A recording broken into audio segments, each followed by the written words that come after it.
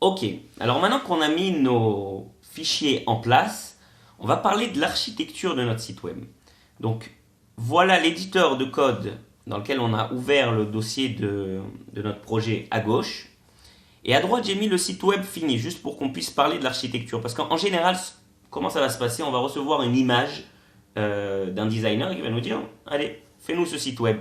Donc nous, on doit analyser cette image et essayer de déduire le squelette, la structure, ok, de nos pages web. Donc on va essayer de faire ça ensemble. Premièrement, on va le voir en entier une fois. Voilà notre site web. Ok. Donc ici, on va appeler cette première partie dans laquelle il y a un titre et un menu. Ok. On va l'appeler header, comme en tête.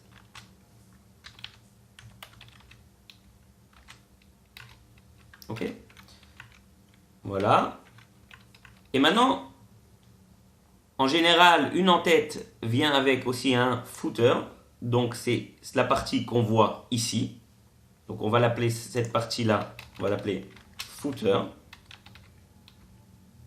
Ok. Et au milieu, entre les deux, il y a les différentes sections de notre site internet. On va couper ça comme ça. Ici, il y a une grosse image avec un petit peu de contenu dessus.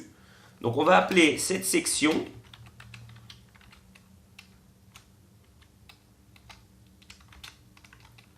on va lui donner un ID, ça veut dire qu'elle est unique, cette section. Et on va l'appeler image principale, donc en anglais main image. Voilà, pour notre première section. Ensuite, la deuxième section, on va parler de cette partie-là. Cette section, vu que c'est des étapes, on va l'appeler steps. Section. Elle est aussi unique, donc je vais lui donner un ID, steps. Ensuite, on va parler de cette section-là, partez en famille et envie de s'évader. On va l'appeler différentes possibilités, donc on va l'appeler directement en anglais possibilities. Possibilities. Voilà.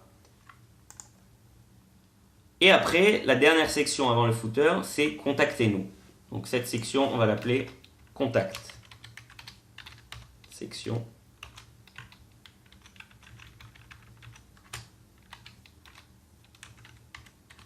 Contact.